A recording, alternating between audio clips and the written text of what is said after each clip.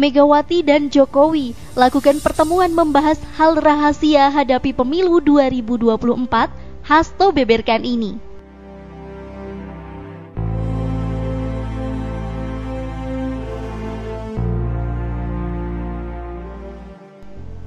Halo semuanya, Presiden Joko Widodo atau Jokowi diberikan kejutan oleh kader dan Ketua Umum PDI Perjuangan Megawati Soekarnoputri dalam pelaksanaan Rapat Kerja Nasional atau Rakernas PDIP di Sekolah Partai Lenteng Agung Jakarta Selatan. Ketua Umum PDIP Megawati Soekarnoputri dengan Presiden Joko Widodo melakukan pertemuan yang berlangsung selama 3 jam di Istana Merdeka, Jakarta, Sabtu 18 Maret 2023.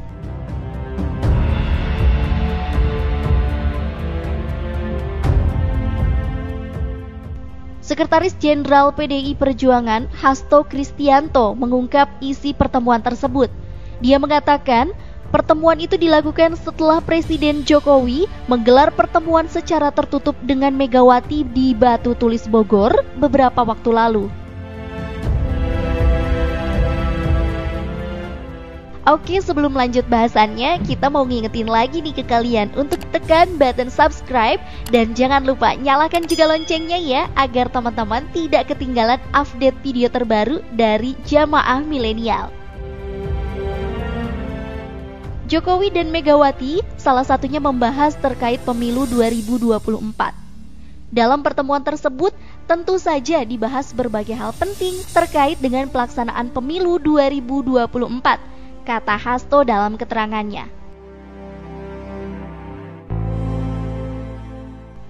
Hasto menjelaskan, berbagai persoalan bangsa turut dibahas oleh kedua tokoh, bahkan turut membahas kedaulatan pangan untuk Indonesia. Pertemuan kedua pemimpin membahas berbagai persoalan bangsa, termasuk membangun kesepahaman terhadap arah masa depan, serta berbagai agenda strategis terkait kebijakan luar negeri, menghadapi berbagai tantangan geopolitik, mendorong penguasaan ilmu pengetahuan, riset, dan inovasi, termasuk mewujudkan kedaulatan pangan sebagai jalan Indonesia berdikari, ungkap Hasto. Hasto menyampaikan, Megawati sempat menceritakan pernah tinggal di Istana Negara oleh Jokowi. Megawati juga membahas isu yang bersifat rahasia kepada Jokowi. Ibu Mega menunjukkan berbagai hal yang bersifat untold story kepada Presiden Jokowi dan sekaligus menyampaikan bagaimana ide, pemikiran, gagasan, dan cita-cita Bung Karno bagi Indonesia dan dunia, ujar Hasto. Politikus asal Yogyakarta ini menyatakan, pertemuan itu berlangsung dalam suasana keakraban, mengingat hubungan Megawati dengan Presiden Jokowi begitu dekat. Pertemuan itu diakhiri dengan makan bersama. Bapak Presiden Jokowi mempromosikan sayur lodeh sebagaimana menjadi kegemaran Bung Karno, nasi goreng seafood, sop ayam kampung, dan tentu saja kerupuk khas Solo, pungkas Hasto.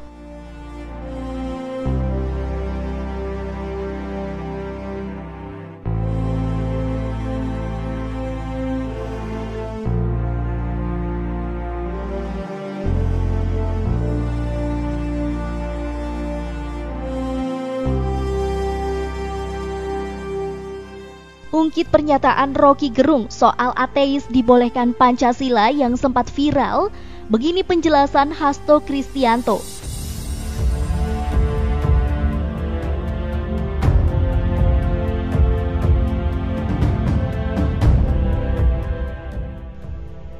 Pernyataan Rocky Gerung soal ateis yang viral beberapa waktu lalu kembali diungkit Sekretaris Jenderal PDIP Hasto Kristianto. Rocky bilang ateis dibolehkan Pancasila. Pernyataan yang viral dalam format video di awal 2019 itu bersamaan saat akademisi Universitas Indonesia tersebut terseret persoalan hukum setelah menyebut kitab suci adalah fiksi.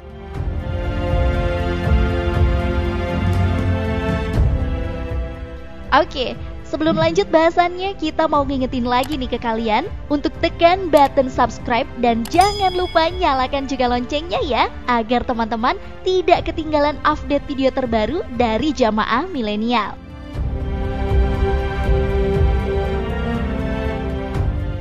Di hadapan mahasiswa dan pimpinan UIN Alauddin Makassar, Hasto mengungkit kembali ketika Bapak Rocky Gerung mengatakan ateis bisa hidup di Indonesia atau tidak. Benar atau tidak? Ujar Hasto saat menjadi pembicara dalam kuliah umum di UIN Alauddin Makassar, Goa, Selasa 7 Maret 2023. Orang nomor 2 di PDIP itu kemudian menuturkan soal pernyataan Rocky yang dipersoalkan Egy Sujana, mantan bakal calon gubernur Jawa Barat itu pada saat itu menyebutkan ketuhanan yang Maha Esa dalam sila pertama Pancasila yang hanya untuk orang Islam karena ketuhanan yang Maha Esa Tuhannya tunggal. Esa itu satu, sementara kata Egy Sujana orang Hindu-Buddha Tuhannya banyak, orang Katolik Tuhannya 3. Pernyataan Egy Sujana betul atau tidak? Tetapi sebagai tafsir boleh tidak, ucap Hasto. Hasto menjelaskan, jika umat Islam berselisih paham soal tafsir, maka kembali ke Al-Quran dan hadis. Begitupun dengan Pancasila. Hasto bilang, jika ada perselisihan dalam tafsir, maka kembali ke falsafah Pancasila. Apa itu falsafah Indonesia? Bung Karno mengatakan, bukan hanya orang Indonesia yang menyembah Tuhan, tapi negara pun harus menyembah Tuhan. Dengan cara apa? Dengan sesuai agama dan keyakinan. Bagaimana? Tidak boleh ada egoisme agama karena ketuhanan itu meniru sifat Tuhan, tuturnya. Ketuhanan ini melekat dengan sila kemanusiaan, sila kebangsaan, sila musyawarah, dan bertujuan menciptakan keadilan sosial dalam seluruh aspek kehidupan, pungkasnya.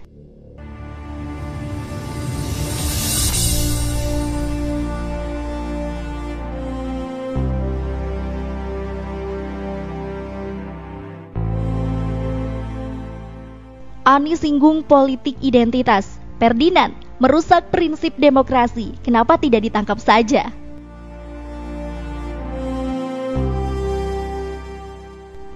Politikus Partai Gerindra Ferdinand Hutahean menyebut bakal capres Partai Nasdem Anies Baswedan telah merusak prinsip demokrasi Indonesia. Hal tersebut dikatakan Ferdinand lantaran Anies Baswedan menyinggung Pilkada 2017 DKI Jakarta yang melibatkan antara Anies Baswedan dan Basuki Cahayapurnama alias Ahok. Inilah sesungguhnya yang merusak prinsip demokrasi.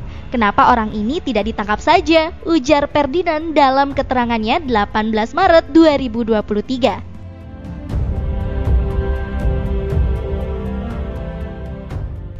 Oke, sebelum lanjut bahasannya, kita mau ngingetin lagi nih ke kalian untuk tekan button subscribe dan jangan lupa nyalakan juga loncengnya ya, agar teman-teman tidak ketinggalan update video terbaru dari Jamaah Milenial.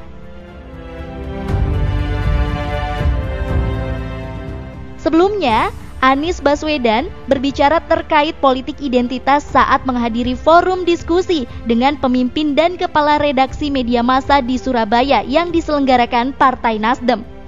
Anies Baswedan mengatakan politik identitas tak bisa dihindari lantaran setiap calon yang bersaing selalu punya identitas yang melekat pada dirinya. Politik identitas itu adalah sesuatu yang tak terhindarkan. Misalnya calon yang bersaing adalah laki-laki dan perempuan, maka di situ ada identitas gender, kata Anies Sabtu 18 Maret 2023. Anies lantas bercerita tentang apa yang terjadi pada Pilkada DKI 2017, di mana kala itu yang bersaing adalah paslon dengan latar belakang beda agama. Anies berpasangan dengan Sandiaga Uno melawan Basuki Cahayapurnama atau Ahok yang berpasangan dengan Jarod Saiful Hidayat. Yang terjadi pada 2017, calon yang bersaing agamanya berbeda, maka identitasnya yang terlihat adalah agama. Itu akan terus terjadi selama calonnya punya identitas berbeda, baik gender, suku, maupun agama, jelas Anies. Oleh sebab itu, kata Anies, penting bagi tiap calon yang bersaing dalam pemilu untuk memiliki kedewasaan setelah pemilu selesai. Dia juga tidak masalah jika kemudian ada yang tidak menyukai dirinya. Yang menang mau merangkul yang kalah, sedangkan yang kalah juga harus mau mengakui kekalahannya. It doesn't matter if you don't like me. Tidak masalah jika Anda tidak suka dengan saya, Tapi saya akan selalu mengajak siapapun untuk berdiskusi, bersama-sama membangun gerakan-gerakan yang kontributif membawa perubahan, tutur Anies.